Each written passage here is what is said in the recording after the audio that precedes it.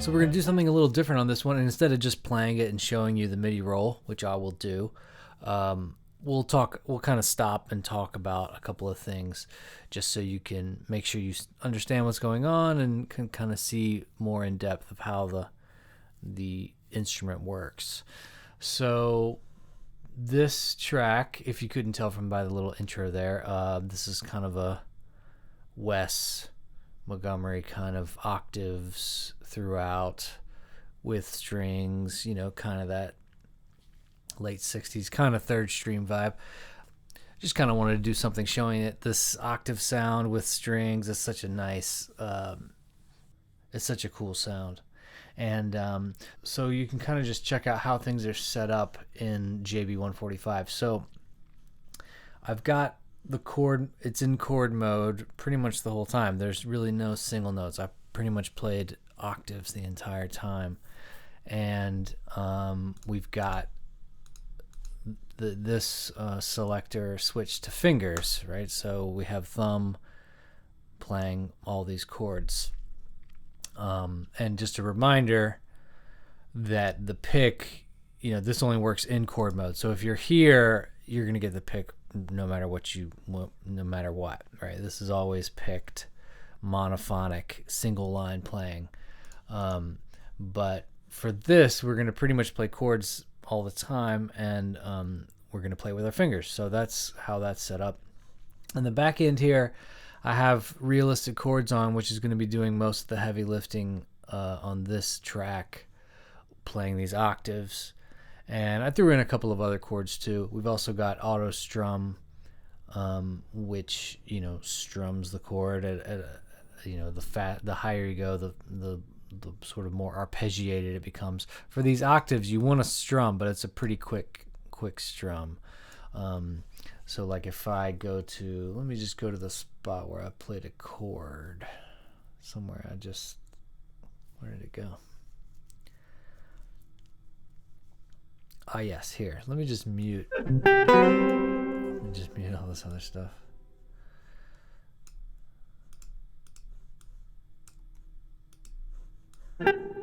Just mute everything else around it so we can see. Okay, so here's this chord I played.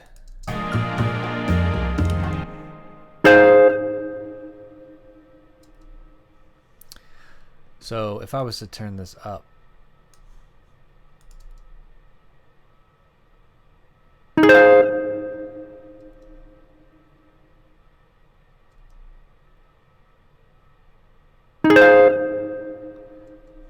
you can see it kind of arpeggiates a little more. But for most things we want this kind of fast strum. And it's not doing them all at once. You know, it is moving across the strings, which is a huge difference in sound. Even just that few milliseconds of strum really makes a huge difference. So we've using the strum on, and a few spots I turned the Strum All feature on, which is something we added kind of at the last minute. It's been causing some problems, but it's really important. We realized specifically we added it for this Freddie Green kind of sound, which I'll show in another video. But I do turn it on in a couple spots here. Basically, Strum All just literally strums all the strings. So no matter how many notes you're playing, if you're playing octaves, like in this situation, it'll still mute all the strings and play all the strings, which is a pretty common thing for guitar players to do when they're playing loud and hard. They're going to strum all the strings and you get this kind of big muted sounds. So let's so otherwise I just got an amp on. I do have a little of the mic in, even though that's probably not historically right. I think they would just mic his amp in this vibe, but I just like the sound of it so much. So I just got the twin on.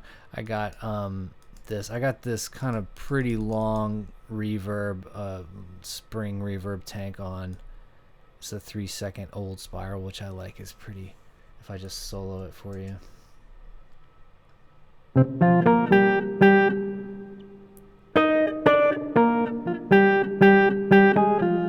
It's just a cool sound. So yeah, and the position is on again. Just so you know, in realistic chords, it's more or less ignoring this because it's trying to find the best place to play all these chords based on the intervals and the range. So it's a little more like there's less options for how a chord can be played, you know, where the note is, as opposed to a single line, right, which is there's tons of places you could play the same phrase.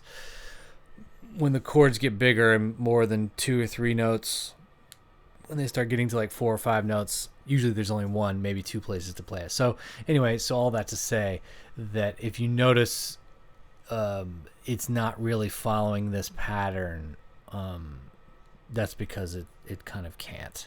So it's doing something actually quite a bit more complicated to make the realistic chords happen. But just to show it, in case it's not obvious, there's nothing special happening here as far as a key switch or anything for octaves. It's just the realistic chords analyzing that you're playing octaves, and you can see the magic of it is that it's playing the muted string in between the 2 notes. So it's a huge part of the sound. So you're strumming 2 notes an octave apart, but the nature of the guitar is that there's always a string in between those that has to be muted. So if I solo, we'll just keep going from somewhere.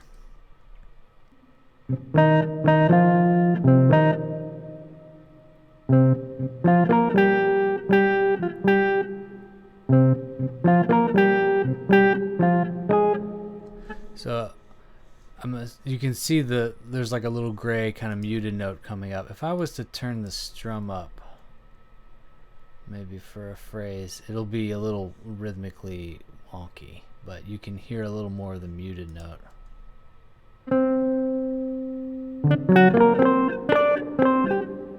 You can hear that muted note in between the 2 notes. But again, for any kind of quick guitar chord or octaves or things, little short stabs, I like the Auto-Strum at about 9 o'clock.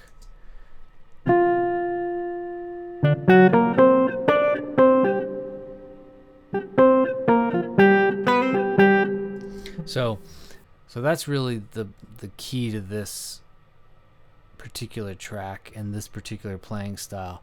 The way I did it, I just played a single line, truthfully, and then I just copied it down the octave.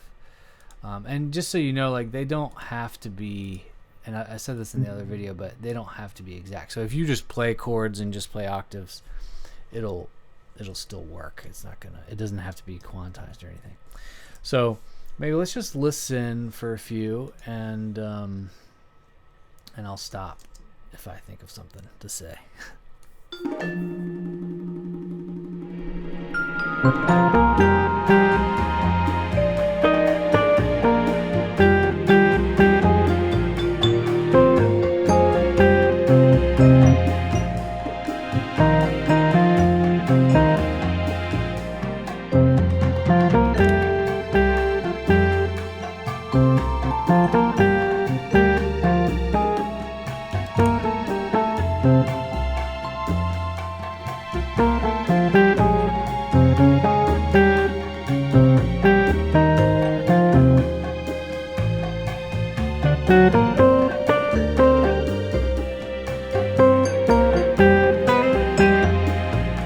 So that little so, you know, adding some of these articulations in there is nice. So I just put a little slide in, a scoop is what it's called on here. So the G key switch, we just listen. Yeah,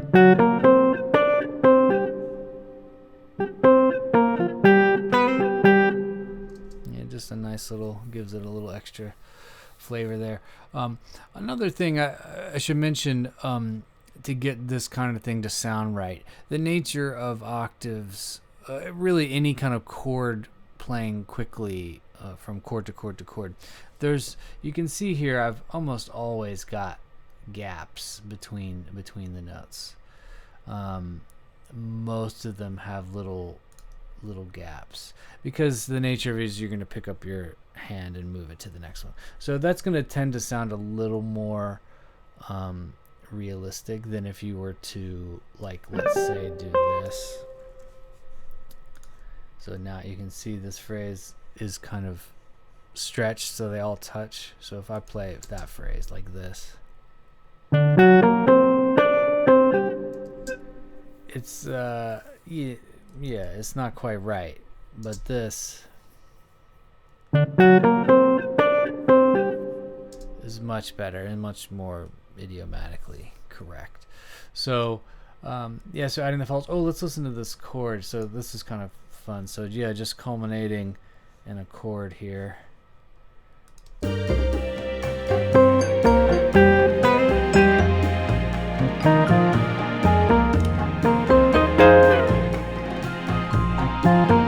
It's nice, just kind of, and yeah, nothing special. You just play the chord and it figures out the place to play the chord. Let's watch it on the guitar.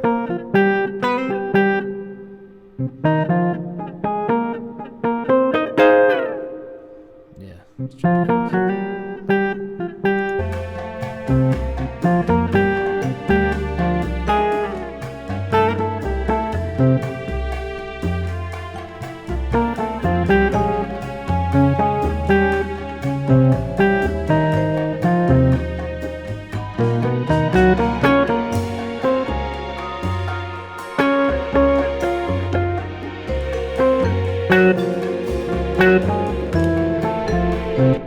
sonic thing. I don't really have it on right now, but I really like this. I had been listening. The mix that you hear at the end has a little of this. I love this little radiator sound toys thing. It just kind of gives it the edge that a lot of that.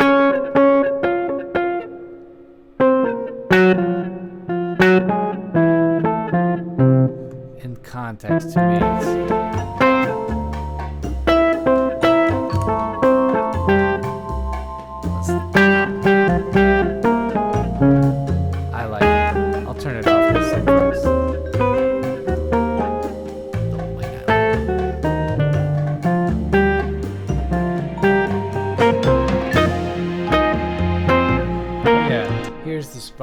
where I did the Strum All.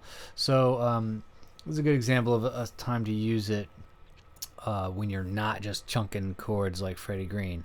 So I added a MIDI automation. I just did a random number here, and you can see, I'll pull it up,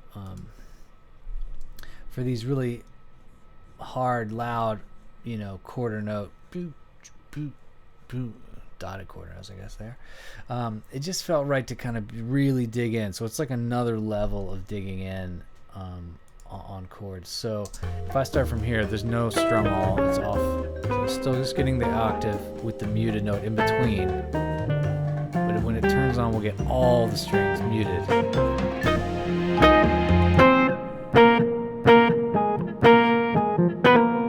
And then back to normal. Let's listen again with the track off. So no mute, no strum all. Here it comes. And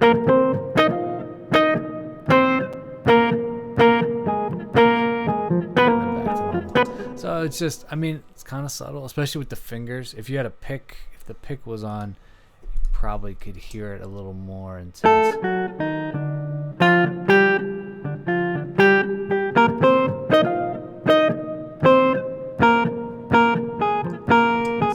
It's like strumming every string muted. So that, I did it somewhere else too. Oh, towards the end.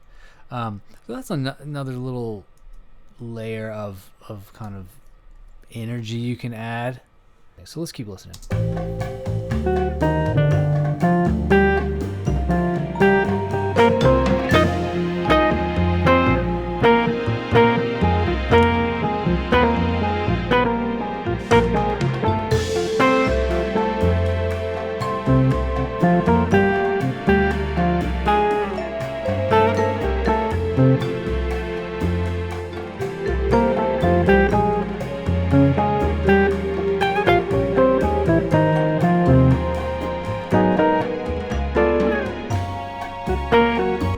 that's another little spot. I just went to a nice little chord just for a moment, which is kind of nice after this big high octave.